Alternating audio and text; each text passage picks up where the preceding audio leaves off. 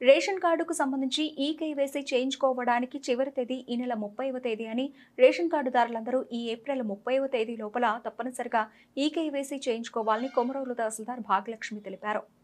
ప్రకాశం జిల్లా కొమరోలు మండలంలో రేషన్ కార్డుదారులందరికీ మండల తహసీల్దార్ దేవరశెట్టి భాగ్యలక్ష్మి పలు సూచనలు చేశారు. ఈ సందర్భంగా ఆమె మాట్లాడుతూ రేషన్ కార్డుదారులందరూ ఈకేవైసీ తప్పనిసరిగా చేయించుకోవాలని ఈ నెల 30వ తేదీ చివరి రోజు అని తెలిపారు. రేషన్ కార్డులో ఈకేవైసీ చేయించుకొని వారి పేర్లను గతంలో తెలిపి ఉన్నామని వారందరూ కూడా తప్పనిసరిగా ఈకేవైసీ చేయించుకోవాలని ఆధార్ బయోమెట్రిక్ ధృవీకరించాలని అన్నారు. ఎవరైతే ఈకేవైసీ చేయించుకోరో వారికి వచ్చే నెల నుండి రేషన్ నిలిచిపోతుందని తెలిపారు.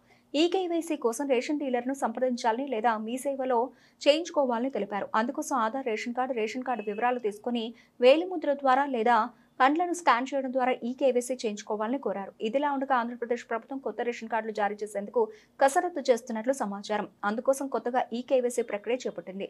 ఈ ప్రక్రియ ద్వారా అనర్హులను, నకిలీ రేషన్ కార్డుదారులను గుర్తించడానికి వీలుంటుందని సమాచారం. అంతేకాక ఏటీఎం కార్డు సైజులో కొత్త రేషన్ కార్డు క్యూఆర్ కోడ్తో జారీ చేయనున్నట్లు తెలుస్తోంది.